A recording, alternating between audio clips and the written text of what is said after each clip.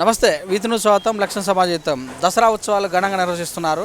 మరి సికింద్రాబాద్లో ఉన్నటువంటి తుకారాం గేటు రియో పాయింట్ దగ్గర ఉన్నటువంటి నవరాత్రోత్సవాలలో మరి ఆర్గనైజర్స్ అందరూ కూడా ఇక్కడ ఉన్న వారిని తెలుసుకుందాం. సాయికృష్ణ గారు, ఆదర్శ్ గారు, నవీన్ గారు వీరందరికీ తెలుసుకుందాం. సార్ చెప్పండి, ఎన్ని సంవత్సరాల నుంచి నిర్వహిస్తున్నారు? మేము 18 years కంప్లీట్ అయ్యి ఇది 19th year అండి. 19th yearలోకి ఎంటర్ అయ్యాము.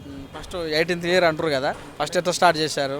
ఫస్ట్ మేమందరం బ్యాచిలర్స్ అండి, జాబ్స్ కూడా లేవు. ఓకే, తలా పాకెట్ మనీ నుంచి అక్కడిక్కడికి అట్లా స్టార్ట్ చేసినాం అనమాట. అట్లా స్టార్ట్ చేసి ఆ తర్వాత అందరు మెల్లమెల్లగా సెటిల్ అవ్వటం, జాబ్ ఇది అవ్వటం, అట్లా 25 members అట్లా ఉండేవాళ్ళం మేము ఆర్గనైజర్స్ ఫస్ట్లో.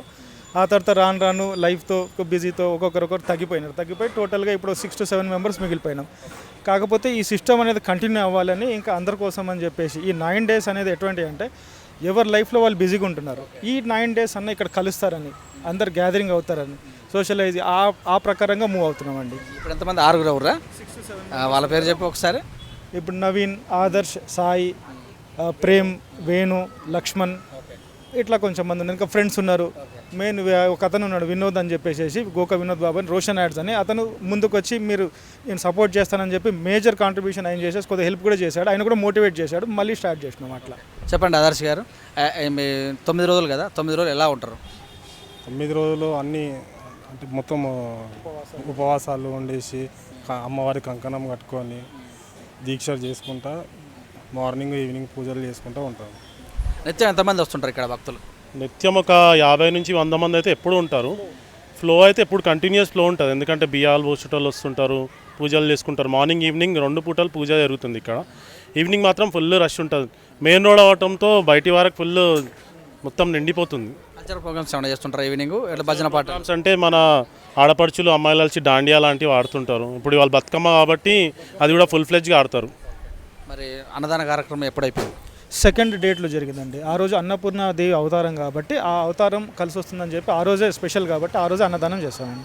మరి శారీ వేలం పాట జరుగుతుంది ఇక్కడ? జరుగుతుందండి. లాస్ట్ టైం ఎంత కంట్రిబ్యూట్ అయ్యి?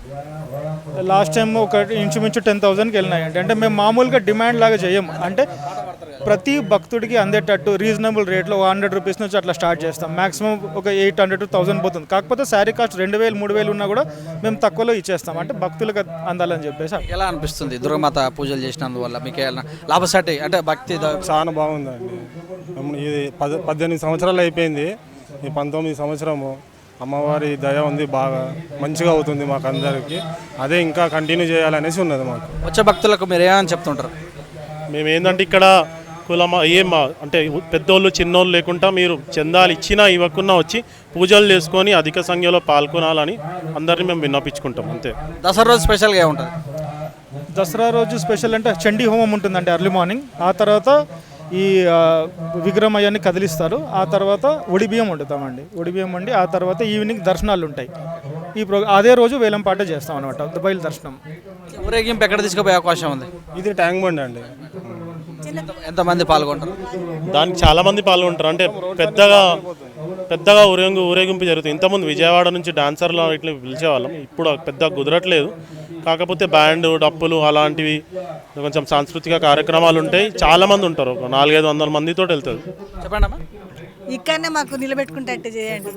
స్థలం కావాలా, స్థలం కావాలా, ఎప్పటికి నిలబెట్టుకుంటట్టు ఉండాలి మాకు. అదే కుంకుమార్చన లాంటిది ఏమైనా చేస్తుంటారా? జరిగిందండి ఫ్రైడే రోజు.